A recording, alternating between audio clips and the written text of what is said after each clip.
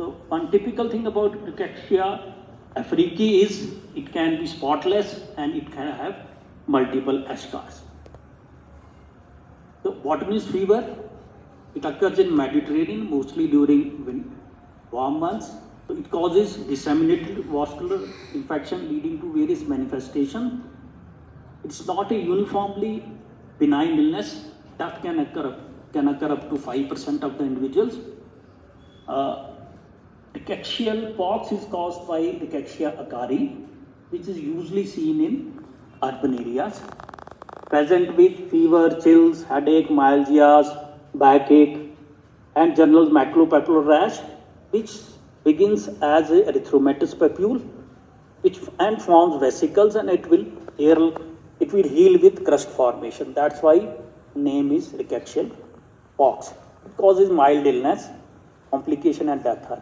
So this is a photograph of Rickettsial pox rash. This is a scar and rash because of Mediterranean spotted fever. In Indian tick typhus, it was described in the beginning of the previous century, and it is transmitted by the brown dog tick from the Eryphisiphilus. It is caused by Rickettsia conuri and subspecies indica. This is the same as that of Mediterranean spotted fever. The rashes can be purpuric, there can be presence of a scar. The disease, as is known in our country, is said to be mild to moderate. Then another group, typhus group Rickettsiae, probably this was identified first of all. The typhus means fever with stupor, caused by Rickettsia prowazekii. It can cause a primary disease, it can cause recrudescence form, which is called Brill-Zinsser disease. It is also known by the name epidemic typhus, classic typhus, typhus exanthematous, tarbadillo, fleck fever, gale fever. So this all leads to confusion. So this occurred during World Wars and is transmitted from person to person by body louse. Hair louse is not involved. The cycle is usually initiated from a human case, which can be primary or it can be a recurrence form. So this Rickettsia infects the alimentary tract of the louse, resulting in multiplication, and then this organism is excreted in the feces. So once this louse it bites a human, so during blood meal it defecates also. When it defecates, it causes irritation. So the person, as a natural response, will scratch, and then this scratching lead to inoculation of the louse feces into the human, and disease is transmitted. It can also infect via mucous membrane, and if this dried feces are contaminated feces come in contact. So this infected louse dies because of obstruction of the alimentary tract, and this transmits Rickettsia to other lice who will ingest the feces.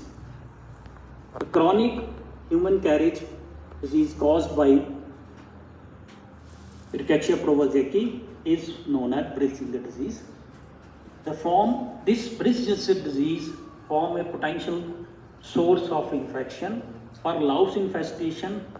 Once this louse infestation becomes very, very common in the concentration camps or jails. So here the slight difference from spotted fever is that here once into endothelial cell, these will break open the endothelial cells, and then these will spread to whole body hematogenously, leading to vasculitis, so leading to all manifestations, so leading to angiitis. Clinical manifestations: fever, intense headache, chills, myalgia, diffuse conjunctiva. The rash becomes on 2 to 4 days, begins in axilla, then spread to the limbs also. So epistaxis, dry cough, delirium, splenomegaly, these are all manifestations. If untreated, maybe 2 weeks into with time, this fever will rise, and because it can lead to mortality also, because the areas where it is most endemic, where the individuals are weakened, so these can lead to mortality also. Just relapsing loud swan fever, this is a recurrence form caused by same organism, Rickettsia provazeki. This is presumed to be precipitated by stress or waning immunity. Pathologically, it's quite similar to other rickettsial diseases.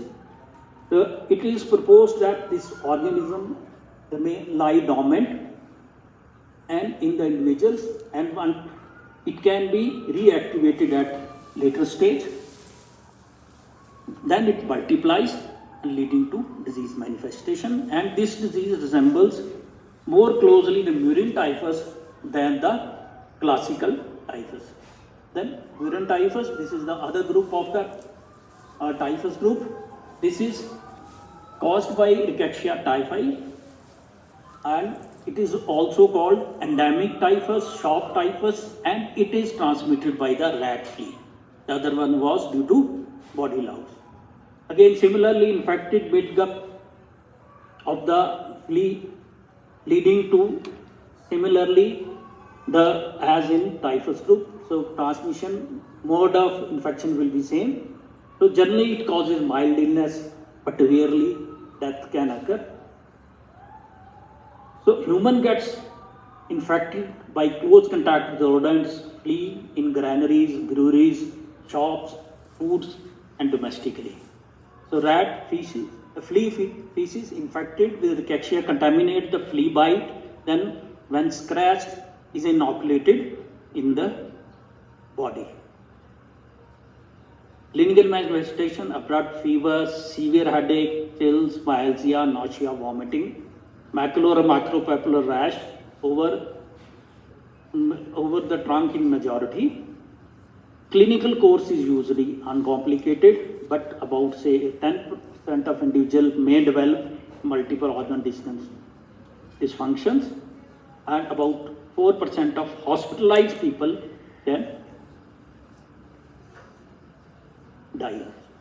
It's just a rash caused by murine typhus. Of course, the most prevalent and most predominant this is scrub typhus. So this was a disease in the pre-antibiotic era. So this was known to Japanese fever. It was known to be associated with mite or a chigger, and it was called dangerous bug, hence which in Japanese means Sushugamushi. So hence the name is Orantia Sushugamushi. This is the classical photograph which is you will find in all over the literature. This was the area called Sushugamushi triangle, but now it is well known that it has been reported from Middle East, Africa, and even South America also. So again, a life-threatening zoonosis, 1 billion people. This is an older data, maybe 20, 25 or 30-year-old. Now maybe more than that. 1 million cases, similarly occurring much more than that. Typically acquired acute febrile illness, pathologically caused vasculitis, perivasculitis. 1/3 of patients will develop multiple organ dysfunction syndrome, and case fatality in untreated severe disease is can be up to 70%, but in treated individual, those who require, this is the data which is pooled data world over, that severely ill scrub typhus can have the mortality as high as 24%. So clinical manifestation, they range from subclinical disease to organ failure to fatal disease, typically associated with fever, rash, myalgia, diffuse lymphadenopathy, a scar is noted in severe cases, tachypnea progresses to dyspnea, full-blown ARDS, and multiple organ dysfunctions.